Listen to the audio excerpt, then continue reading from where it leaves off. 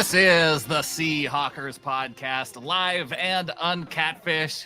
I'm Brandon Schultz, and I am joined by my good buddy Adam Emmert. Adam, if we only knew that when the NFL switched over the Seahawks game from Sunday to Monday night, that the NFL script writers would have such a story in line for us Seahawks and Seahawks fans.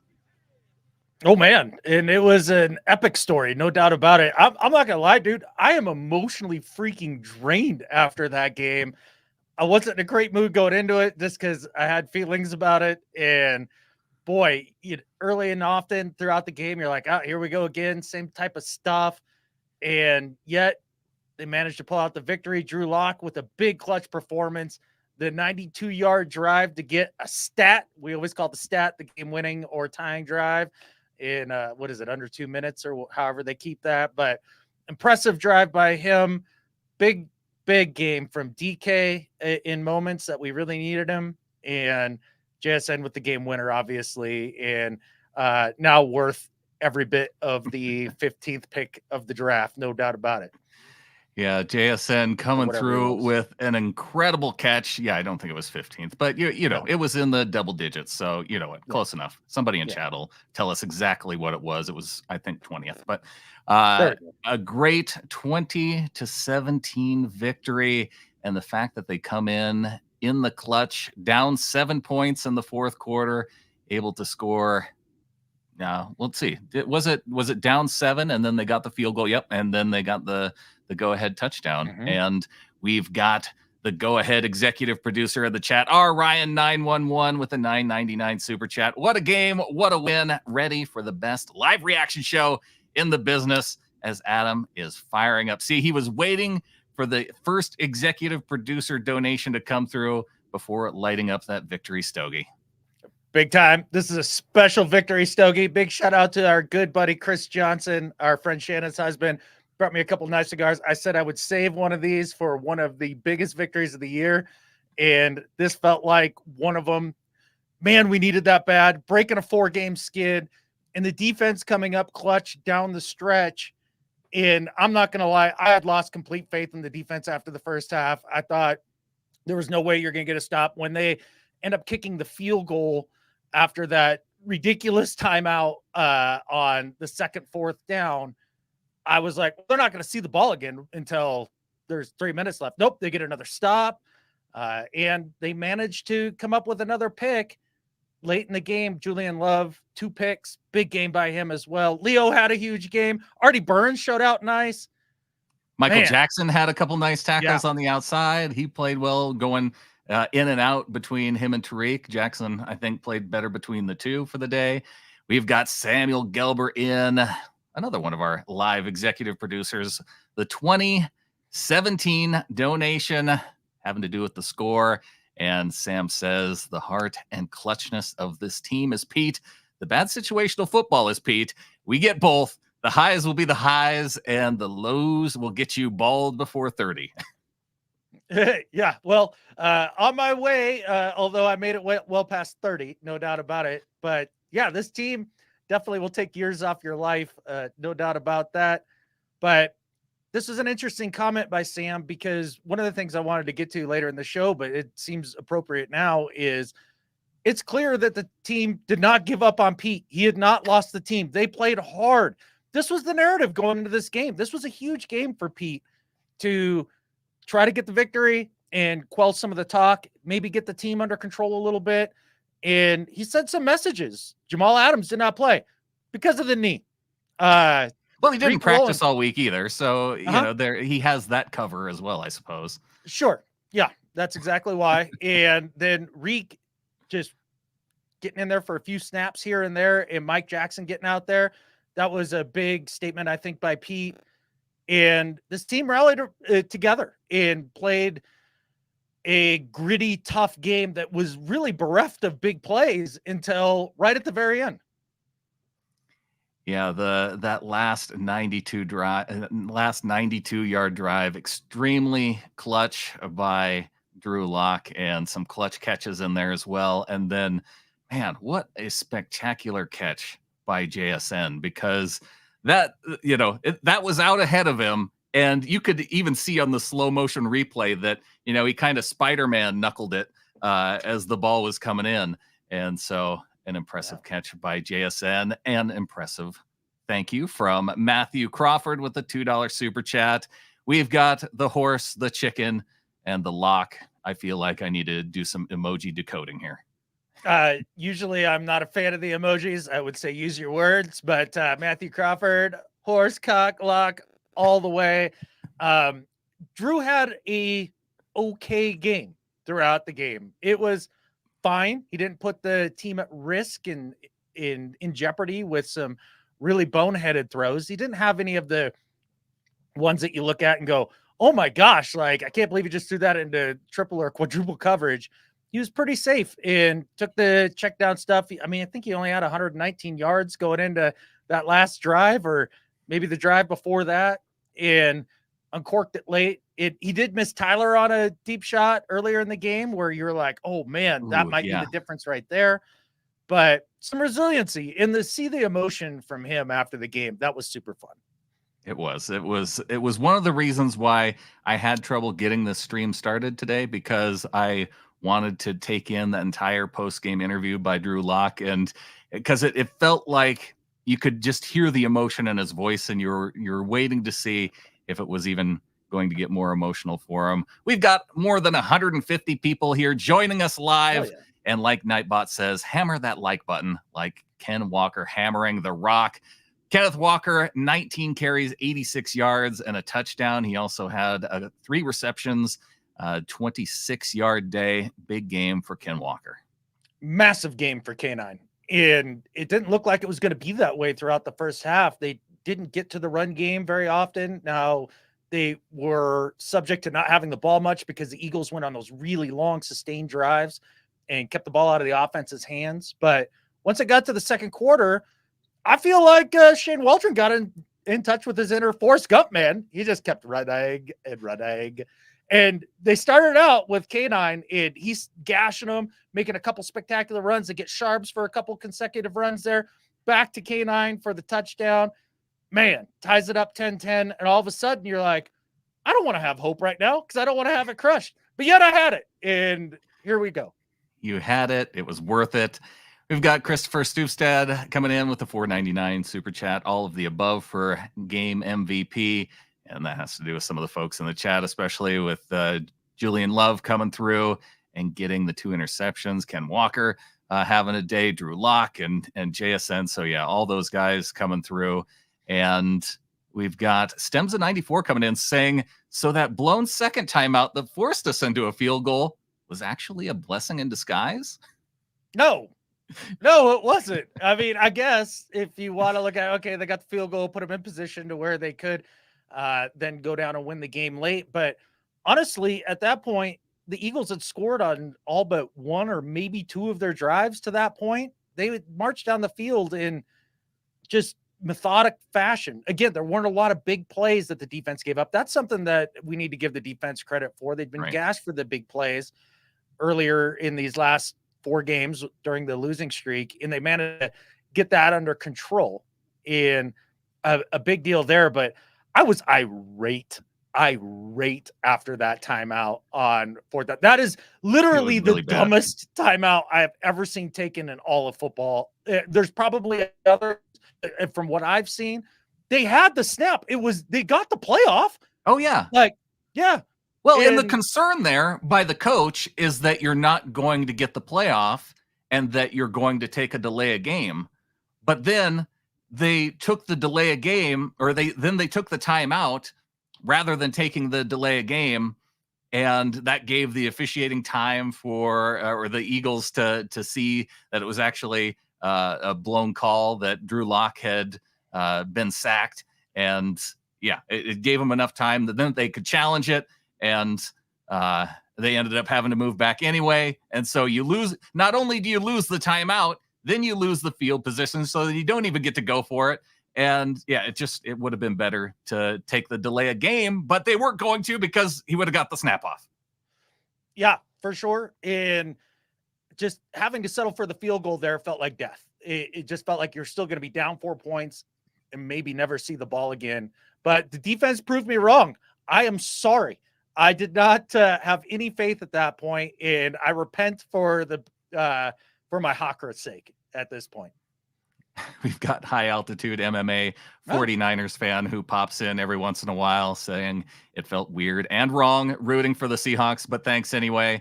You should feel weird. And I liked one of the comments in the chat that says, "You're next." Yeah. Look, hey, I understand the conflicting feelings for that fellow right there. We did that for us. It wasn't for you. We've got Gambling Goat with a $5 super chat. Not a shot in hell. Adams makes that last play. If he was in there, Love was amazing. Yes, I am okay with more Julian Love and a little bit of less of Jamal Adams. And whether that means more Artie Burns, whether it means more Mike Jackson, I doesn't much matter to me. I felt like the defense played tougher. And I thought that even Quandre, we saw better play out of him in this game too. Specifically tackling and tackling as a team. This isn't an easy team to tackle. AJ Brown's a yak monster. Devontae Smith, a yak monster. Swift is a yak monster. Hurts is a yak monster. Hurts did really kill us with his legs, though. They had a difficult time with him when he got outside of the pocket, and I thought that might be the difference in the game. But no, it was Julian Love. And let's not get it twisted. The first pick, that was a PI, and we got lucky. Let's just put that out there because it's true. Okay, well then was the second pick a PI too, or was it just underthrown enough that that type of play shouldn't be called anyway? It shouldn't be called anyway. Don't reward a team for a crap play. Yeah, looking at some of the stats, Jalen Hurts, only 143 yards through the air on 17 passes, 2 interceptions, and, questionable, like you mentioned the one. I'm not going to give it to the Eagles fan. Both of them were legit, and there was no pass interference on either of them. Jalen Hurts on the ground, though, 13 carries, 82 yards, 2 touchdowns, where he just, I believe they need to come up with a different name for it, because I don't even think the push of the tush matters so much as him like going on an escalator ride on the back of Jason Kelce. That's what it seems more like to me. Yeah, it does seem like the key to that play is just getting on top of Kelce's back and basically surfing that for a half yard or whatever it is they need. And Seahawks could not stop it, just like the rest of the league. So I guess I don't really take much away from that. But one thing in the first half that was tough to watch was when Jalen was completing passes and extending drives, is always on third and medium, third and a little longer-ish, and they targeted the linebackers in the middle of every single time, but then went away from it. Thank goodness. Yeah, for some reason they decided to go more toward the sidelines rather than over the middle and attack the linebackers. But I felt like Drew and the Seahawks kind of went away from that in the second half a little bit too, and pushed things more toward the sidelines. So we've got Jeremy Green coming in with a $4.99 super chat. Drew was Monet every 3 throws. Yeah. The team rallied around him. K9 was huge. The defense played well. Waldron called a good game, an actual complete game. Yeah, Drew Lock, 22 completions, 33 attempts, 208 yards. Of course, the 1 touchdown to JSN with the go-ahead touchdown right when we needed it. Right when we needed it, Drew Lock came alive, and I hope this means that it gets him a job somewhere starting next year. I mean, he may not be even Geno, but he deserves to be a starter in this league. After that game, I mean, that was a professional quarterback game. When you look at the guys playing in the league right now, like the fact that the Browns have had to bring in, and the Browns are actually doing pretty well with. But first place my brain went was Flacco. Yes. But Joe Flacco playing in the league, and Drew Lock is a backup. And you can look around the league at various teams that, I mean, look in Minnesota, what they've had to go through up there. Like Lock could easily be playing ahead of any of those guys. He's a high level backup, and we were lucky that he was able to go and get this win for the team. And it was nice to see him emotional at the end. Of course, I wouldn't be saying this if he didn't complete that catch to JSN. He'd be dead to me, and I'd be ready to go back to Geno and find another backup quarterback for the next offseason. Yeah, well, fan is definitely short for fanatic, no doubt about it. And we were all deep in our feels. I know I was for sure after that fourth loss in a row. And I said, hopefully, this is the low point of the season. And then we all have a different perspective when we come into the end of the season. It had to start with something like this and for them to believe. And I think the way, the fashion, to use one of Pete Carroll's words, that they came back and won this football game, they trailed for all but 28 seconds of this game. Like that, this is a Pete Carroll type victory. It's one that he can hang his hat on. It's one that he can paint that picture of belief and get more buy-in from the players. And I think he did take control of the team a little bit throughout this throughout this week through practice, and it showed. The team played with energy. I mean, hell's bells. Leonard Williams was a beast throughout the game. Oh my gosh. What a pickup right there. Just that game, in the game that we needed it the most to keep the season alive, is worth that second round pick trade, especially with the extra pick coming back from Denver/New Orleans. Yeah. Leonard Williams, 5 tackles on the day. And the recognition, especially on one of the screens, like there's not very many. We've seen so many times where our defense gets beat by those little screens. They don't recognize it quick enough. And of course, Leonard Williams, a savvy vet, able to see that and pick it up. We've got Jennifer Riley, a new member. Welcome to the flock to Jennifer. And make sure you can use some of those emotes there in the chat, which are fun. Oh, yeah, absolutely. Thanks a lot for that, for sure. You talked about Leonard Williams recognizing the screen. Let's talk about Mike Jackson recognizing wide receiver screens. He destroyed Devontae Smith a couple times. He just like, nope, and totally out physicaled him. I'm not sure that's something that is in Tariq's nature. I think that's the difference in his play compared to Reek's. Which is a little bit interesting, because if you were to try and pick out of a lineup which two of the guys would be more physical, it probably wouldn't be Mike Jackson. But you're absolutely right. He looks like a bad man to me. I wouldn't want to. I know, but like Tariq, I feel like is more physically imposing, like the taller guy. And I don't know. I see somebody like Reek, and in those chicken legs, I'm like, sweep the leg, but like that's where I'm going. Steven Rasmussen coming in with a $5 super chat. I love finally adjusting to runs on early downs and not forcing the ball to DK. Seems like Shane might listen after all. Yeah. And you saw the commitment in the second half. And then once K9 became hot, it was obvious. Just hand that dude the rock, because it didn't matter. Didn't matter if there were dudes in the backfield. Didn't matter if, he did get smoked on one where there was a complete miss by DK on a block. I think that's a poor scheme. I'm not mad at DK about that. But, I mean, short of that, it had no bearing what the Eagles were doing out there to try to corral K9. He was a jitterbug. This was the best K9 has looked all season throughout an entire game. Yeah, the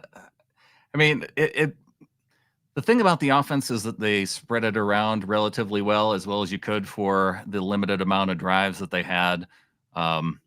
And DK getting 5 catches, 78 yards, that moves him. He actually did pick up the record then, because he only needed 36 yards to become just the third receiver in NFL history. Okay, in the first 5 seasons. Let's see if you know the two. If I didn't spoil this for you in the Discord, Adam. There's 2 wide receivers in NFL history up until now that have had 5 touchdown catches per year, 900 yards receiving per year, and there was a third thing too. West of the Mississippi, when there's full moons, like how many caveats does this? It's like five touchdowns, 900 yards. Like that's not a high number over 5 seasons. Yeah, that was the 3 things: 5 touchdowns, 900 yards over the first 5 seasons of their NFL career. 2 guys have done it, and that's Tyler. That's in the running for this. No, DK. Oh, DK. Okay. All right. Well, you guys were all talking about Tyler records or something like that. I don't care about records during the season, man. The only record I care about is dubs and losses. And man alive, that was a huge one to get to 7-7, be in the mix amongst all those teams. The playoff hopes weren't dead if they lost this game, but boy, it was a lot harder. And seeing the Titans fight the Dolphins the way they did go down the stretch there makes you wonder a little bit about that game. The Steelers ought to be a win. But and then you always have the Cards, and who I know. the hell knows about them? That's why it feels good to at least get one, because going down the stretch 3-1, it does feel like that's what gets you in the playoffs. And so now 2-1 over the final couple games. Obviously, the nice thing about the Bucks winning this past weekend is that they control their own destiny. And I forgot to even give you the answer, Adam, because the two players that fall into that category are Randy Moss and AJ Green. And so DK Metcalf joins the company of those two players to go 5 touchdown catches, 900 yards over 5 seasons. Okay. I lost you for the majority of that. I'm kind of That's wondering for all of the other listeners out there, how has this been compared to how we were doing live shows before with the Starlink? Is this better or worse in terms of how much it glitches out? I'd be curious. But Carly deserves a game ball. She deserves a game ball. And the reason is, even like I try to stay positive, and especially the Discord and things like that. It just wasn't feeling it tonight for me. And there was about one person who had the pom-poms out and really believed all the way through. That was Carly. Good for you.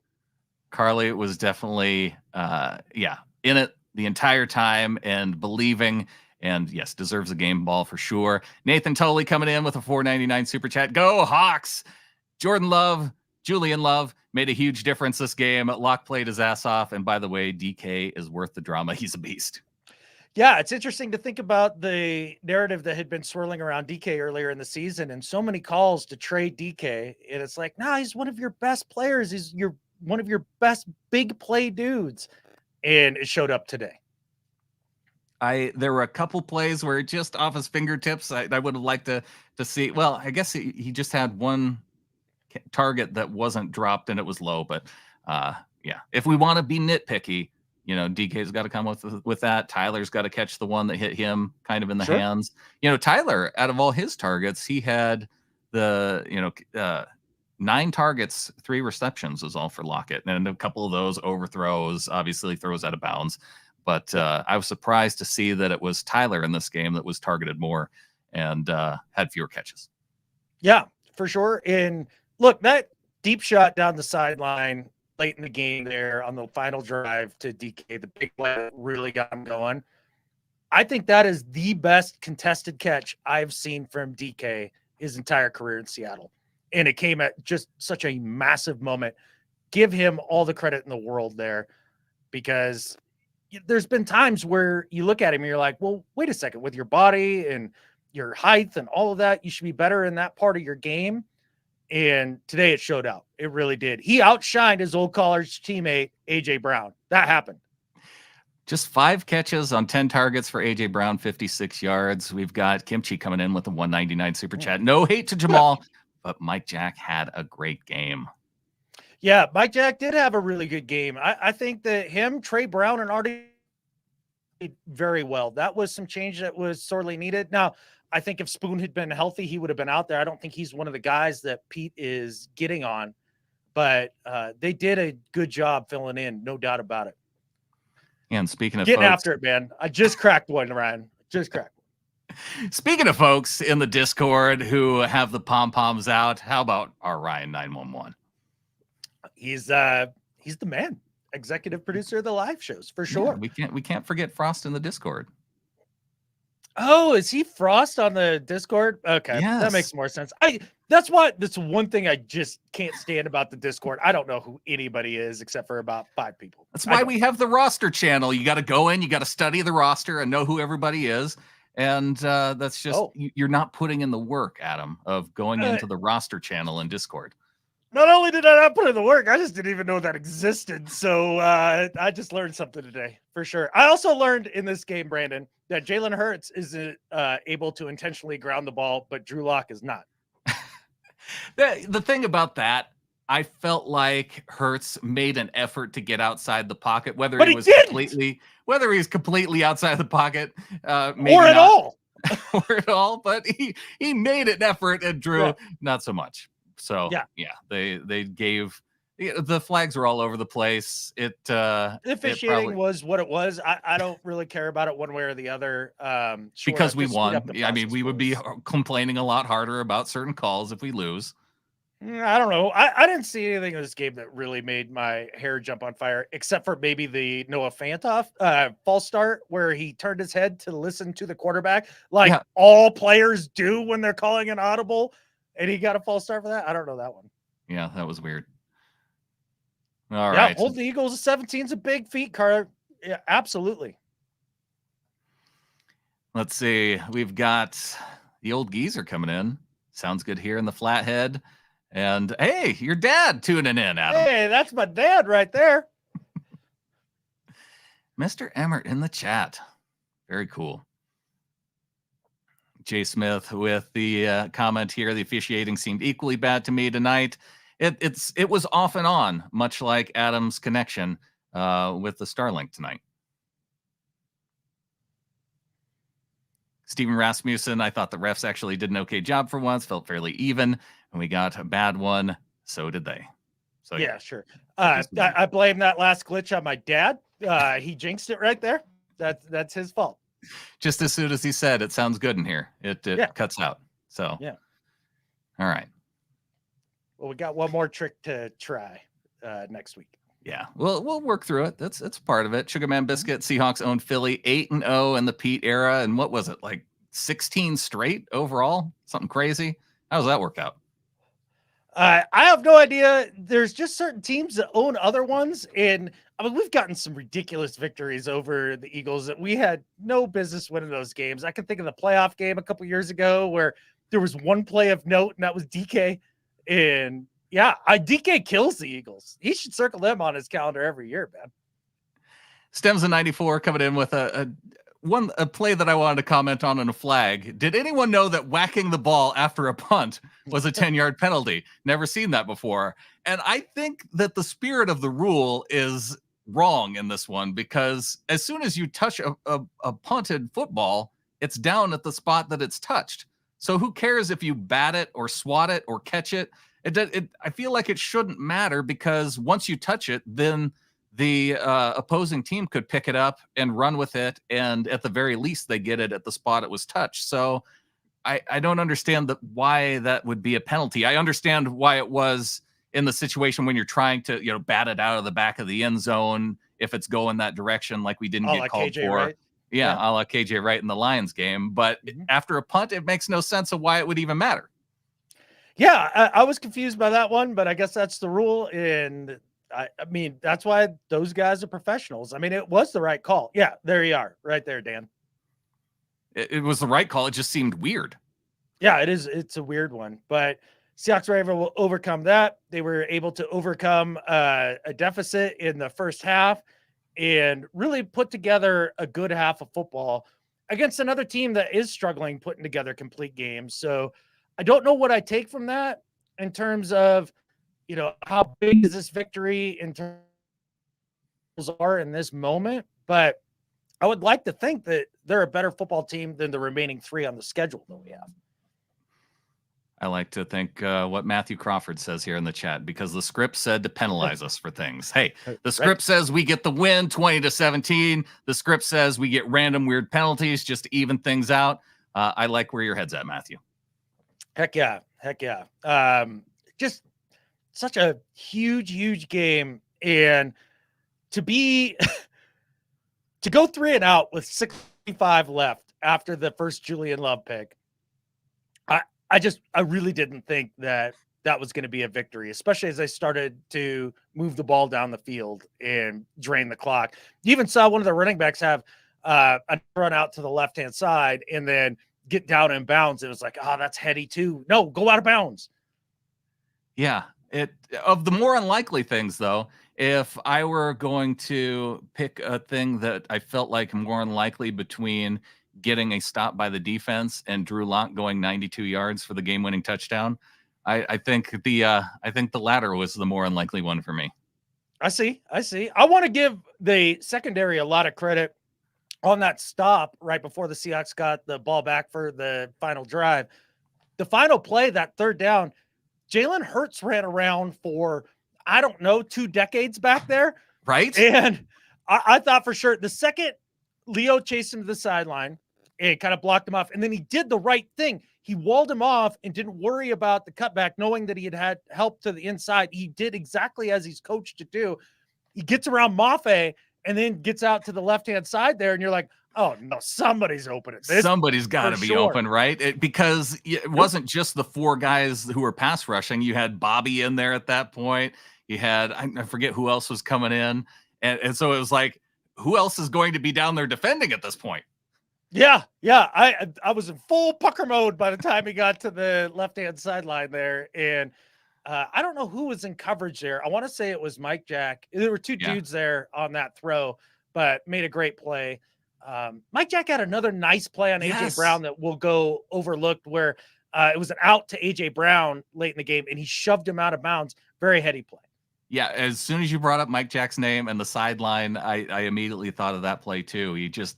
Mike Jack had that sideline on lockdown. And Sugarman Biscuit saying, we gave up 0 big plays this game. Good on our secondary. And yeah, El Trowel, we just need to fix our third down defense. But the third down defense in this game played relatively well. It was just when they got into those 3rd and 1, 4th and 1 type situations, and they could just run their favorite play, then that's the time where the defense struggled the most. And then I guess there were a couple drives early on those touchdown drives. But for the most part, I feel like third down defense was overall okay. Okay. I'll give it to you. You mentioned that in the Discord. 9-16. Okay, 9-16 isn't great. Yeah, you're like, they played really pretty well or good or something like that. And yeah, like, I don't know how good it's been. Well, they held them. I will say I said that they held them to 17 points. That's true. And some of that is that the Eagles offense is in struggle mode a little bit right now. But with that said, I do think that they played extremely hard and with energy. And let's give everybody defense a lot of. And we lost Adam again. So we've got Lost in Translation podcast. Cowboys fan coming in. Thank you, Seahawks, with love. We're getting love from 49ers fans. We're getting love from Cowboys fans. You know what? How about we just go into the playoffs here in a few weeks and we get it done against both you losing teams and close this thing out, and the Seahawks just take the NFC. How about that? And you won't be thanking us then, will you? Yeah. Sounds good, though. I like that. Now, you're Mr. Playoff Permutation for sure, and I am definitely not. So they are now 7-7, and in that mix of 5 or 6 teams. However, I want to get to the O-line too from that comment, because the pass protection was freaking phenomenal for Drew Lock tonight. How many times did he stand back there with a clean pocket against a really good Eagles defensive line? Give them all the credit, no doubt about it. But where are we in that mix of the 7-7 teams, Brandon? What needs to happen other than just, you just go win all your games? Like, what's it look like? I don't care where we get in. It's going to be a 6 or 7 seed, right? That's just what's going to happen. So if that ends up being the case, 6 or 7 seed, that means we end up playing the Lions, we end up playing the Eagles or the Cowboys if they go on a stretch. So, and if the Cowboys end up winning the division, then yes, Lost in Translation podcast, you are welcome. Jeremy Green with a 199 super chat. Why don't we ever spy the quarterback? I think in this game, Jeremy, they were content to let Hurts pick up some extra yards, and with the idea of stopping guys like Swift and Gainwell, who I think they thought that they could beat him a little bit more soundly than Hurts. But yeah, that may not have been the best strategy. Well, if I'm Clint Hurt going into that game and I'm thinking about what scares me, what do you need to pay the most attention to? Is it Jalen Hurts' legs, or is it AJ Brown and Devonta Smith? Because it's Smith and Brown to me. Those two guys are super dynamic, and they really did put the clamps on them throughout the game. And there was a lack of edge discipline in this game as well, whether it was Boye Mafe, whether it was Darrell Taylor.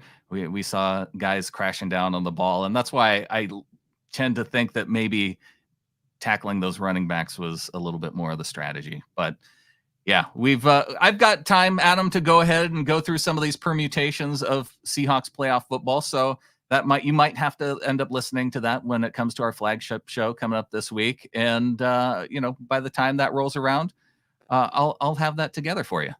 Oh, okay. Well, very good. Well, you know how much I enjoy it. So yeah, appreciate that effort there. Jay Smith, we want the Saints to beat the Lambs on Thursday and the Lions to beat the Vikings on Sunday. So there we go. The next two games to count on, we definitely want that first one. Saints beating the stupid St. Louis Rams or Los Angeles Rams, wherever they are now. Always rooting for Lambs loss. Always rooting for that. There's never a day. I wake up every day and be like, did the Rams lose today? I hope they lost today. I hope they did. I don't even care if it's a Wednesday. It doesn't matter. I hope they lost on Wednesday. Well, we don't have to worry about our Seahawks losing. They get the win 20-17, and we are that much closer to being on point and getting into the playoffs, Adam. These next couple weeks, we just need a few more wins, and we can celebrate a rocky season. Yeah, ups and downs, all of that stuff, but it's not how you start. It's not how you do in the middle. It's how you finish, and the Seahawks have an incredible opportunity to finish this season and really put a cherry on top of this and give everybody a much better taste in their mouth than they've had the last 4 games. No love for my Rocky pun going up against didn't Philadelphia. Hear it froze. Well, whatever. You've been frozen up too much. And I think with that, Adam. Yeah, there's only one thing left to say, and that's because the internet screwed me up there. Go Hawks. Go Hawks.